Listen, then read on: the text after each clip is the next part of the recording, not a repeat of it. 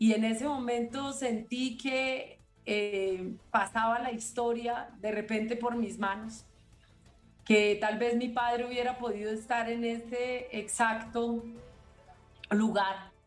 En ese momento, tal vez hace 32 años, hubiese sido él investido como presidente a la presidencia, ¿sí?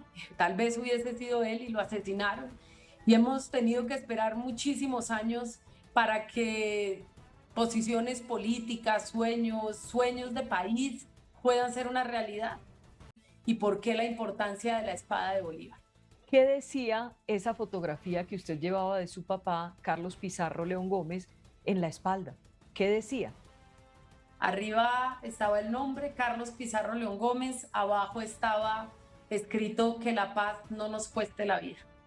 María José, para refrescar la memoria y tal vez para los jóvenes que no la tienen muy presente, háblenos de su padre, por qué era tan importante en ese momento para usted, para Gustavo Petro, la espada de Bolívar, un poco sobre todos esos sentimientos que la llevaron a usted a estar en ese momento con el presidente de los colombianos.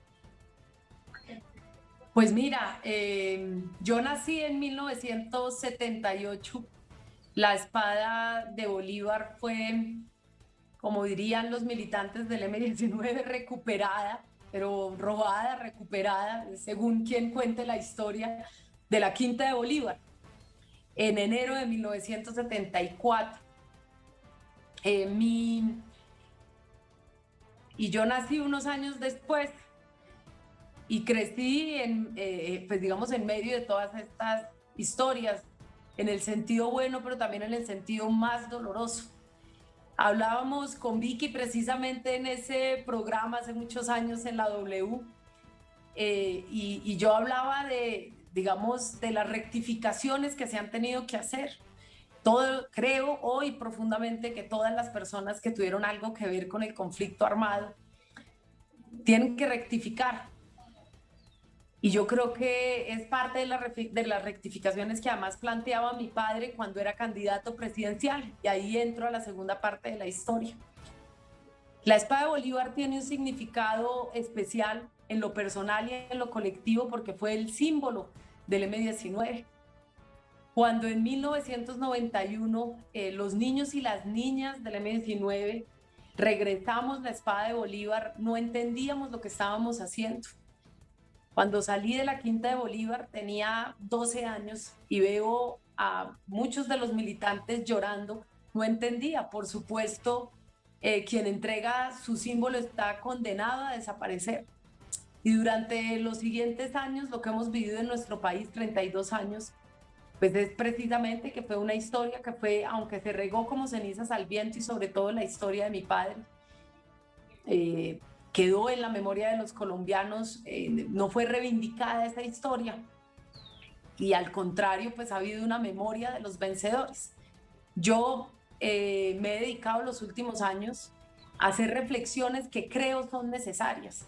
A trabajar la memoria no implica generar idolatrías, sino poder ser críticos y constructivos, humanizar al otro, poder construir canales de reconciliación. Así que con los símbolos del domingo es un poco para conectar con el hoy. Carlos Pizarro firmó la paz el 9 de marzo de 1990. Inició una campaña presidencial maratónica. 47 días después fue asesinado, el 26 de abril de 1990. Un año después se da la Constitución de 1991 y los hijos e hijas del M-19 regresamos la espada. 32 años después, colombianos y colombianas vuelven a ver la espada de Bolívar por primera vez. No la habían vuelto a ver en 32 años, no había estado públicamente bajo la mirada del pueblo colombiano. Y además yo, la hija de Carlos Pizarro, que he trabajado reivindicando esa memoria y esa historia, tuve el honor de poner esa banda presidencial a un hombre que viene precisamente de esta historia y que por lo tanto implica para nosotros y nosotras toda una serie de símbolos.